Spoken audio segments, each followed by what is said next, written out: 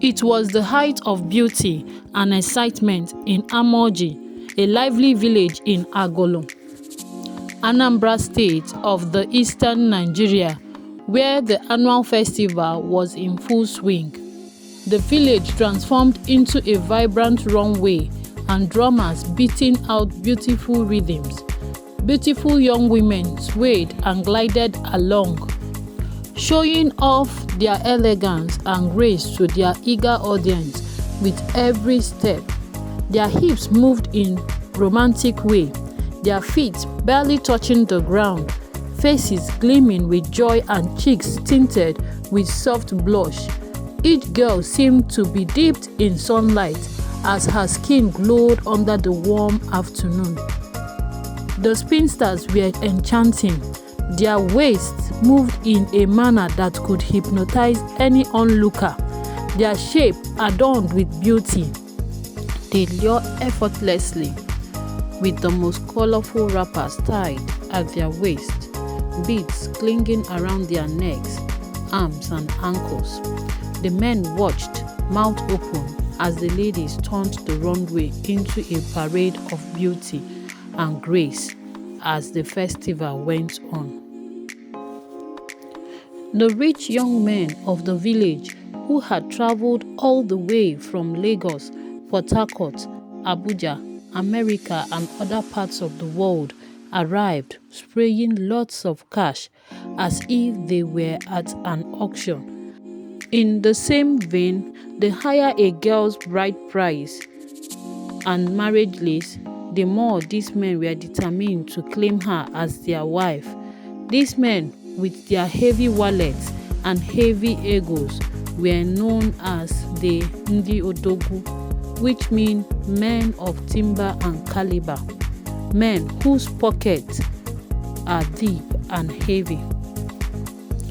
Cassie, a young hard-working man from Amoji village, had come back from Angola with dreams of finding a wife from his hometown. He wasn't rich, nor did he have the title of Odogu, but his heart was in the right place. One sunny afternoon, on his way home from an errand, Cassie spotted two very beautiful girls walking. They looked identical, with almond-shaped eyes and radiant smile that could charm the sun out of hiding. Mustering his courage, he approached them and introduced himself. "Good afternoon, beautiful ladies. My name is Cassie, but my friends call me Cassie. I just came back from Angola." The girls exchanged glance. The first girl, who looked at him with pure disgust, crossed her arms and eyed him from head to toe. "And where is your car, mister? I just came back from Angola," she said sarcastically. The second girl touched her and said, "That's not nice." She turned to Cassie with a soft smile. "My name is Ifunanya.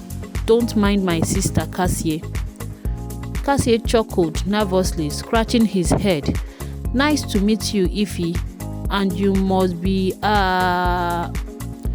Obianuju let out a dramatic hiss, and as she walked away with her arms arrogantly folded, she said, "Honestly, Ifunanya, I don't know why you are wasting time here. If he doesn't even have a car, then what are we talking about?"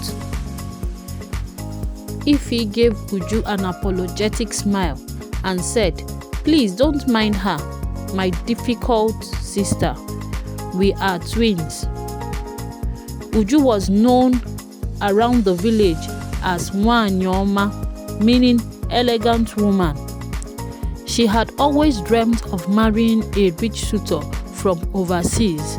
She looked down on anyone who didn't meet her standards, especially men without flashy cars or lots of cash to show off with. As days passed, Cassie's visit to Ifunanya became more frequent. They would sit and talk, laughing together under the shade of a baobab tree.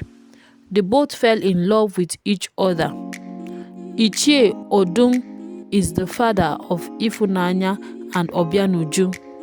He was even more crazy about money than his daughter Uju.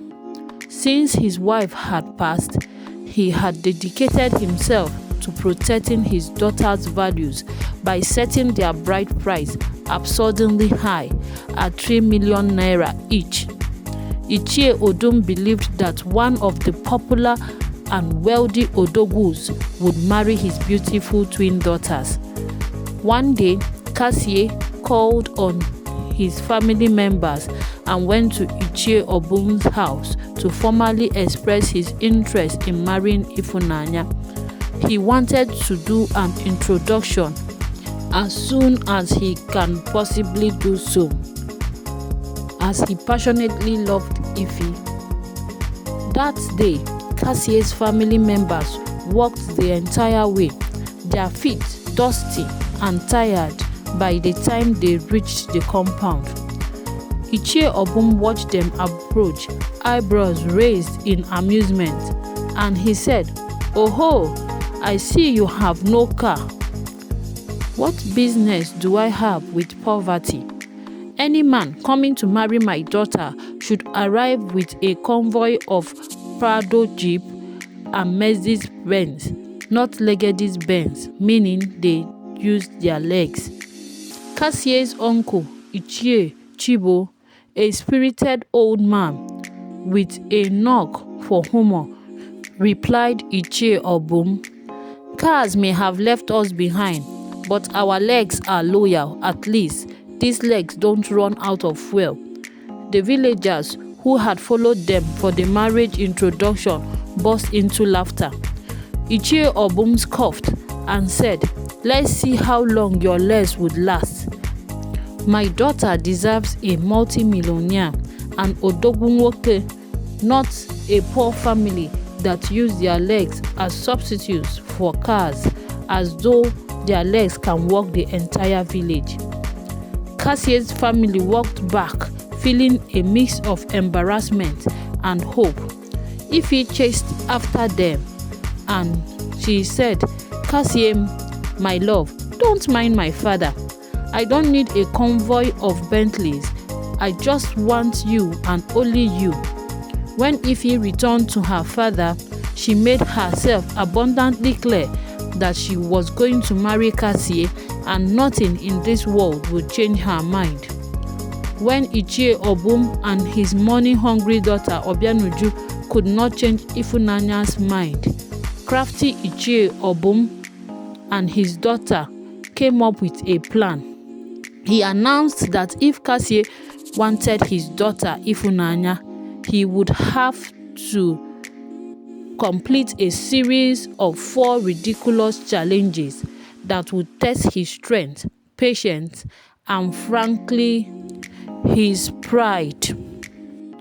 The whole village bursted out with laughter as news spread that Kassie, the determined young man who came back from Angola to look for a wife, had accepted Ichie Obum's bizarre challenges to win Ifunanya's hand in marriage. Every villager knew Ichie Obum's reputation for mischievousness. If Kassie could overcome these challenges, Ichie Obum had promised he would let Ifunanya marry him and no extravagant bride price or marriage list will be required. Kassie's eagerness to prove his love for his dear Ife set out on the first task, which was milking Ichie Obum's famous ill-tempered crazy cow. No one had ever dared milk the cow. She was so stubborn and violent. As Kassie approached the cow with a small bucket in hand, the villagers gathered, happily waiting for the drama to unfold.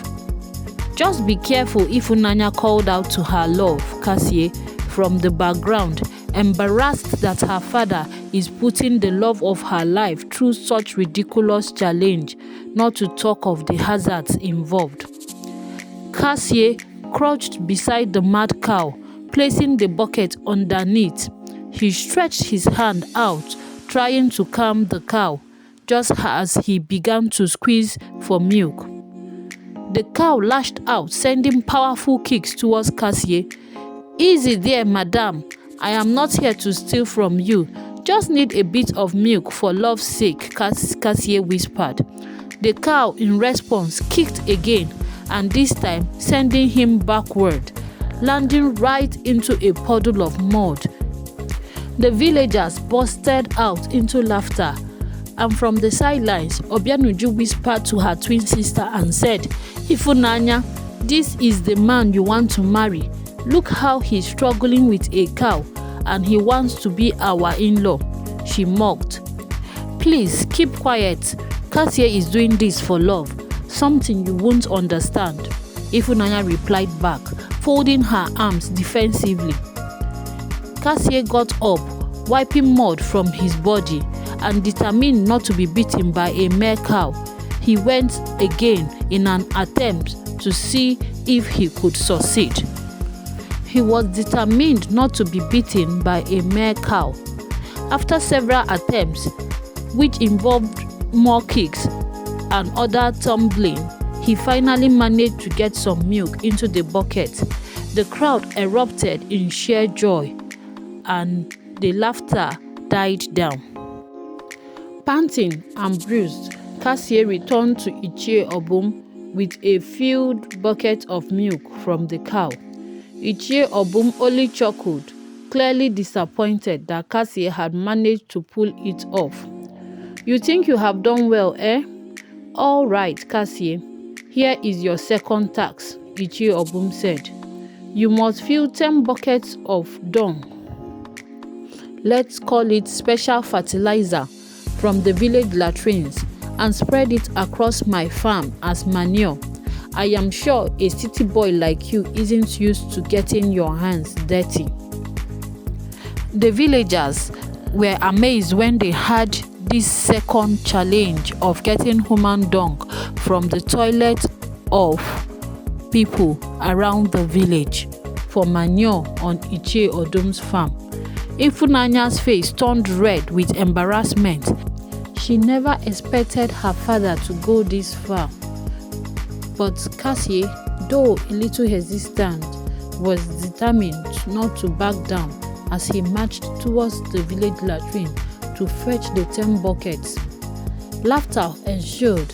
He pulled out his first bucket and dipped it into one of the large latrine pits. The smell hit him like a punch, and he staggered backwards, coughing. But he said to himself, "This must be what love smells like." He steadied himself and carried the heavy buckets towards Ichie Obum's farm, his every step wobbling, his face twisted in disgust. Villagers giggled and pointed at him, amused at the sight of a groom fetching buckets of poo just to marry a woman. Halfway through his 7th bucket, Cassie slipped his foot and landed into one of the buckets. His shouts echoed across the farm as he struggled to free himself, his nose wrinkling from the awful stench. The villagers, now practically rolling on the ground with laughter, cheered him on, shouting words of encouragement. "Cassie, my guy, remember it's for love," one yelled, clenching his stomach from the much laughter.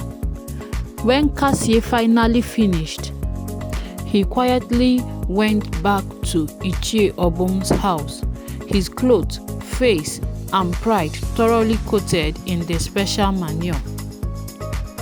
Ichie Obum looked at him sympathetically, though with gleam in his eyes, and said, "Well, Cassie, 2 tasks done.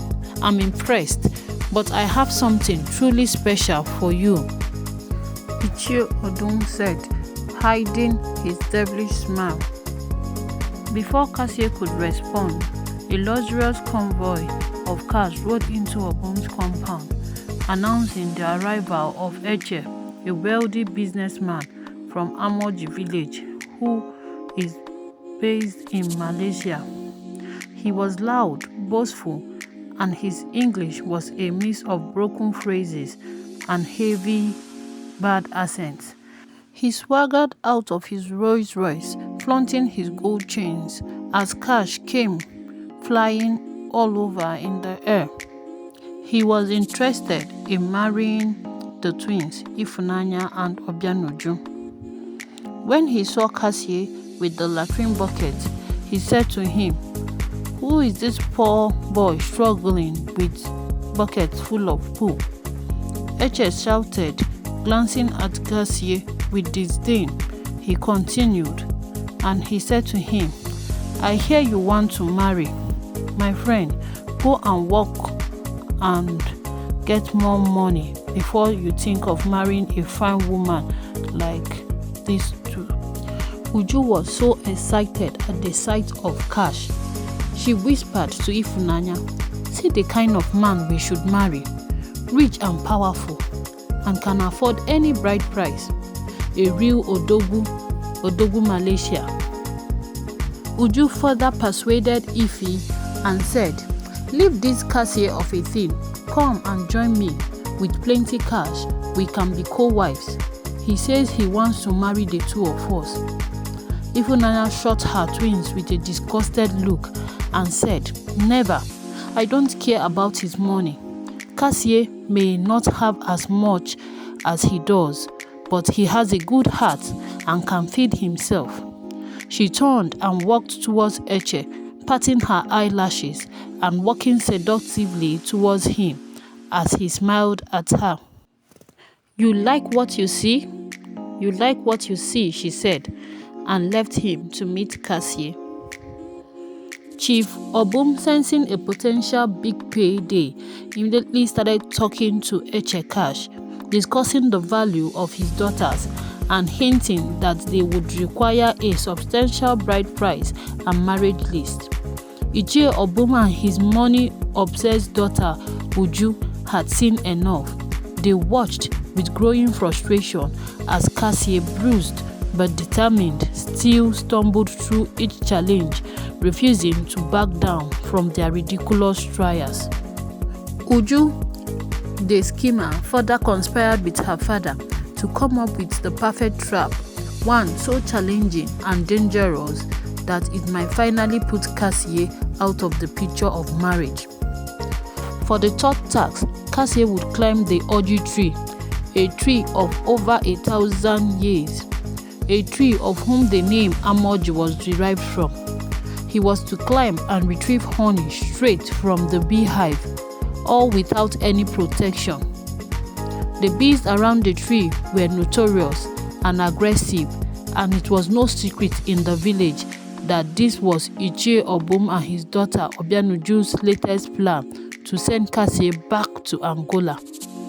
On the day of the challenge, Cassie took a deep breath and climbed the tree with resolve, despite the villagers' warning to him to reconsider. As he reached the top, the buzzing of the bees grew louder and more threatening. However, with a quick and careful motion, he took hold of the honeycomb. The bees swarmed instantly, stinging his face, arms, and legs as he scrambled down the tree. "Run, Cassie, run!" shouted the crowd. Some of them were laughing, and some were really worried for him. He barely made it down before the bees chased him in all directions. They swarmed around his head and stung him, while he stumbled and started tumbling. The villagers laughed and laughed, but Cassie was determined. He got up and started moving in a zigzag pattern across the fields and headed to a nearby stream. When he got there, he swam into it, and this chased all the bees away. "This young man is really determined to marry this girl," one villager shouted, amazed at Cassie's resilience. When Cassie finally emerged, covered in wounds but proudly holding the honeycomb, the villagers applauded his persistence. It was now obvious to Ichie Obum and his daughter Obianuju that Cassie is hell-bent on marrying Ifunanya. Obianuju and her father had to change plans because Eche actually wanted to marry the twins at the same time. They therefore decided to convince him to go ahead and marry only Obianuju. Ichie Odum sent his daughter Obianuju to go over to Eche's house and show him what he would enjoy if he goes ahead and marry her. That night, Obianuju dressed in a tight, skimpy outfit that left nothing hidden. She sneaked over to Eche's mansion in the village, her goal clear. If she could win over the rich businessman with her charms, he might be tempted to marry her fast and pay the dowry of 2 million for marriage list and bride price. Eche, who was well known for his flashy lifestyle and loud manners, was instantly mesmerized when he saw Obianuju at his house. "Ah, see as you find well," he exclaimed as he looked at Obianuju from head to toe. Obianuju giggled, playing her part to perfection. They spent the night together in bed, with Eche believing that this was the beginning of her future as Mrs. Eche. The following days, she continued to visit him, offering herself freely in the hope that he would move to propose soon. But Eche, being the man he was, enjoyed the free benefits without commitment. Meanwhile, Ichie Obum delivered his final challenge to Cassie. He must bait a filthy pig in front of the entire village, making sure it gets clean in 10 minutes. Ichie Obum came up with this latest challenge simply to humiliate Cassie. The villagers gathered eagerly. None has heard or ever seen anyone attempt to bait a pig before. Cassie, though exhausted and bruised, rolled up his sleeves and accepted the task. The pig was large and really dirty and had no intention of cooperating. Every time Cassie tried to scrub it, the pig would break free, squealing and trotting around, sending mud flying everywhere. "Hold it tight, Cassie," one villager shouted, clearly amused. Cassie chased the pig in circles, sliding and stumbling, barely holding onto the soap and bucket as he tried to catch it again and again. The villagers were rolling in laughter as they watched him wrestle with the slippery pig, with mud splattered all over his body. Each time he thought he had the pig under control, the pig would slip from his grip and sprint away. Cassie was finally able to corner the pig and gave it a good scrub. By the end, he was covered in mud himself, but he had somehow managed to get the pig clean enough to pass the challenge. The crowd cheered, clapping and chanting his name. With the final task completed, Cassie paid a modest bride price to Ichie Obum as they had initially agreed, and a traditional wedding was organized, and nearly the whole village showed up to celebrate the union, eagerly recounting the wild challenges Cassie had endured for the love of his life, Ifunanya. After the ceremony, Cassie took his bride and traveled all the way back to Angola. Meanwhile, back in the village, Ichie Obum and Obianuju grew increasingly nervous, as Eche, once promising and eager, had gradually lost interest in Obianuju's charms. One day, the villagers had a shocking news that Eche had secretly married another girl from the neighboring town of Adazi. It was reported that he didn't pay any expensive bride price or fulfilled any long marriage list. The news was devastating for Ichie Obum and Obianuju, who was humiliated and abandoned. She soon discovered she was pregnant with a child, a scandal that brought shame upon their household. Left with no choice, she stayed indoors, avoiding the prying eyes and whispers of the villagers. Her dreams of wealth and grandeur shattered. Months later, A shiny SUV rode into the village. Everyone was attracted to the fine car. The villagers quickly recognized the couple inside. It was Cassie and the glowing pregnant Ifunanya. Word spread like wildfire, and soon a crowd gathered to follow the car all the way to Ichie Obum's compound. Cassie parked and stepped out, helping his wife out of the car. Ichie Obum's eyes was widened with surprise and regret. He knelt down instantly, bowing his head in shame, and said, "My son, I am sorry for all I put you through." Ichie Obum looked up at Cassie with sincere regret. Drawn out by the commotion in front of her father's compound, Uju appeared at the doorway, her belly visibly swollen. She ran to her twin sister Ifunanya and hugged her, their bellies protruding as they were both pregnant. Obianuju said with tears in her eyes, "Please forgive me, Ifunanya." And Cassie, they replied, "There is nothing to forgive," and the twins both cried. The villagers watched and were touched. It was clear that Cassie's love and resilience had won the day. With the love of his life by his side, he had gone back to Angola and he became a successful businessman over there.